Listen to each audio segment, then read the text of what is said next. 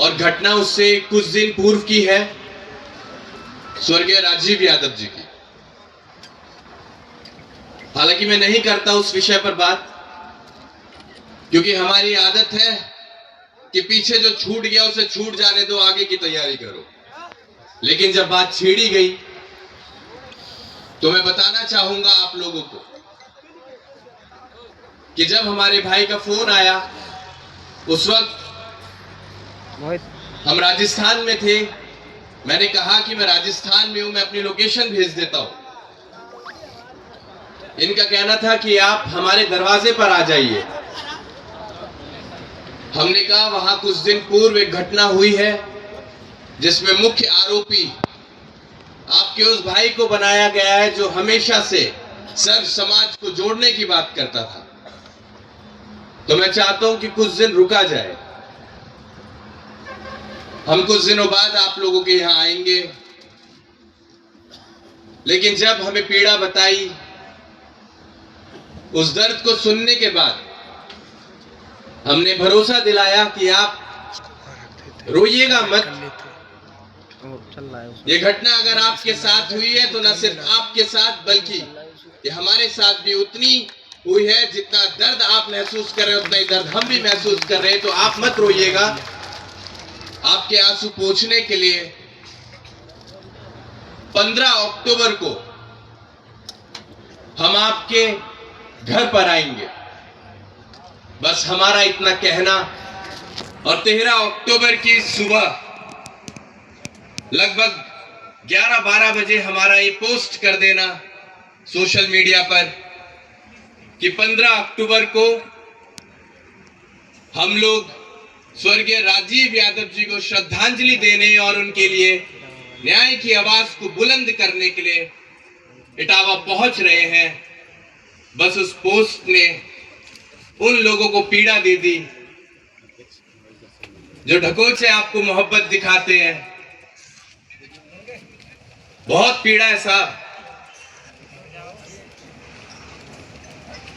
18 दिन हम जेल में रहे और हमें ये कहा गया कि ये जो इटावा वाला प्रकरण हुआ था उसके संदर्भ में आपको जेल भेजा गया है। हमारा सवाल सिर्फ यही था कि 100 दिन बाद क्यों? अगर जेल भेजना था, हमने तमाम नेशनल मीडिया चैनल्स को यह कहा था कि जब भी प्रशासन को लगे कि गगन यादव की जरूरत है, आप एक बार आदेश कर देना, आप अपना ईंधन मत फूकना। सरकार का पैसा बहुत कीमती है और आप लोगों की मेहनत की कमाई का पैसा है, आप ईंधन मत फूकना। हम खुद आप लोगों के बीच आ जाए। जिन्हें ये मंजूर नहीं था कि गगन यादव हमारे बीच आए, हमारे जिले में आए और यहां आकर हमारे लोगों की लड़ाइयां लड़ने का काम करे, उनके आंसू पोंछने का काम करे, ये उन लोगों की पीड़ा थी जिसकी वजह से 18 दिन आपका ये बेटा, आपका ये भाई सेंट्रल जेल में रहा।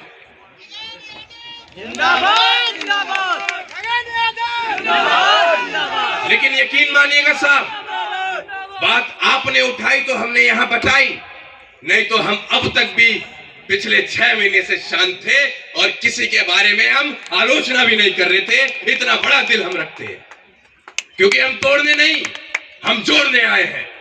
हमारे भाव को हर कोई नहीं समझ पाएगा। हमें बताया गया वहां कि किसके इशारे पर आपको जेल करवाई गई, लेकिन फिर भी हम शांत रहे, हम नहीं बोले, क्योंकि हम अगर बोलते तो हमारे लोग ये सोचते कि गगन यादव समाज को तोड़ने आया है। तो हम शांत रहे। हमने कैसे वो 18 दिन बिताए, कोई बड़ी बात नहीं थी। आपके लिए हम 18 साल भी बिता लेंगे। बस हमारी दाढ़ी के बाल अगर सफेद हो जाए तो एक नजर आप हमारे उन बूढ़े माँ बाप की तरफ डाल देना जिसने अपना इकलौता चिराग, जिसका कोई दूसरा बेटा भी नहीं है, उस फौजी ने, मेरे बाप ने सरहद पर खड़े होकर इस देश के लिए लड़ाई लड़ी और उसी ने अपना बेटा आप लोगों की लड़ाई लड़ने के लिए समाज में छोड़ रखा है। तो एक बार उस तरफ भी नजर डाल लेना साहब, जिस मां ने अपने इस इकलौते चिराग को आप लोगों के बीच भेजा है। ये बातें मेरी माताएं बेहतर समझ पाएंगी।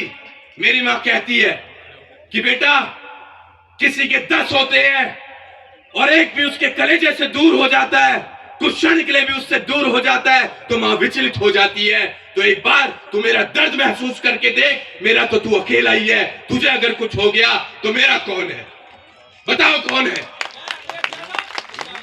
नहीं नहीं नहीं, कोई बात नहीं, जिंदाबाद। और बताइए, जिंदाबाद के नारे 25 मई सन 2025 को मैनपुरी में जब कार्यक्रम था हमारा, तब हमारे नाम के जब जिंदाबाद लगे थे तो हमने ये कहा था हमारे नाम के नारे मत लगाओ। लेकिन मीडिया में क्या दिखाया गया कि गगन यादव ने अखिलेश के गढ़ में आकर ये कहा कि मुलायम सिंह के नारे ना लगाओ।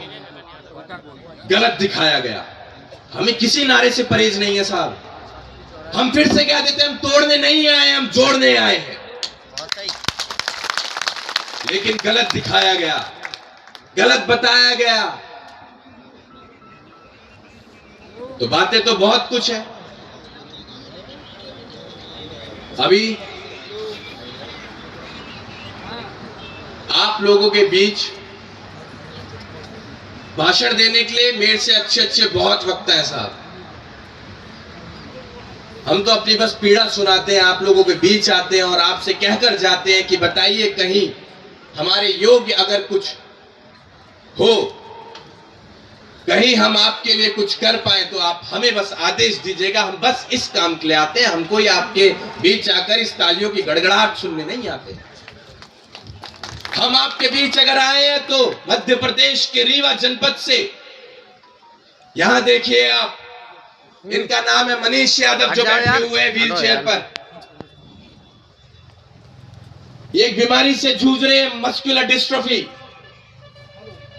और इनका पूरा परिवार नेशनल मुद्दा था साहब। ये मध्य प्रदेश के पूर्व मुख्यमंत्री, मध्य प्रदेश के वर्तमान मुख्यमंत्री, सबके संज्ञान में इनका ये मामला है, इनका ये दर्द है, इनकी ये बीमारी है, जिसमें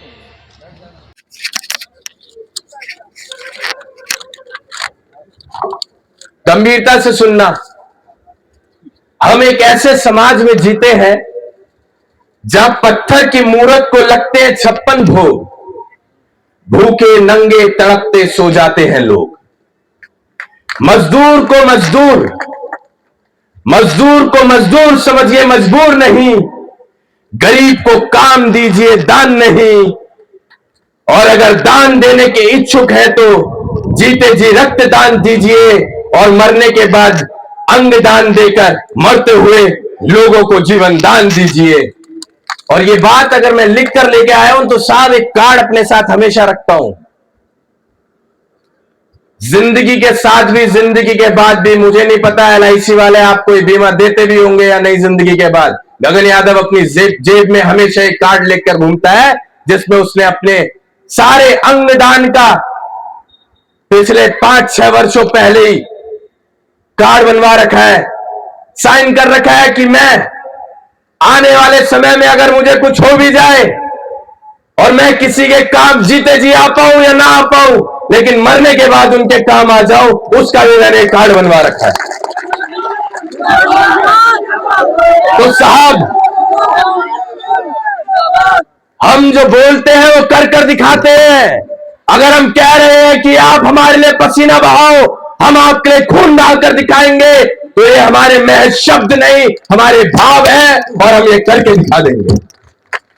लेकिन साथ ही हाथ बढ़ाना, एक अकेला थक जाएगा, मिलकर बोझ उठाना। आज हमारे नेता आदरणीय DP यादव जी ने जो स्नेह हमें दिया, जो आशीर्वाद हमें दिया, और फिर से हमें आप लोगों के बीच खड़े होने के लिए, आप लोगों की लड़ाई लड़ने के लिए जो उत्साह हमारा वर्धन किया, हमें सम्मान दिया, प्यार दिया, उसके हम हमेशा आभारी रहेंगे और कहकर जाएंगे कि आपके द्वारा दिया गया ये प्यार, ये स्नेह, ये आशीर्वाद हम कभी व्यर्थ नहीं जाने देंगे।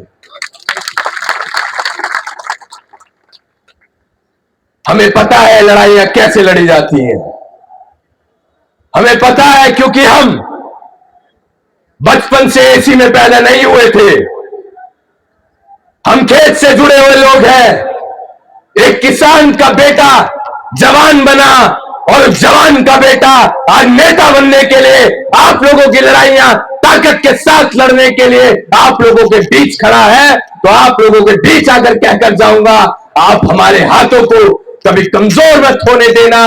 हम आपकी कभी भी कहीं भी गर्दन नहीं झुकने देंगे। यह आश्वासन हम आपको देकर जाते हैं। सुख से आजाद, तुम संघर्ष करो।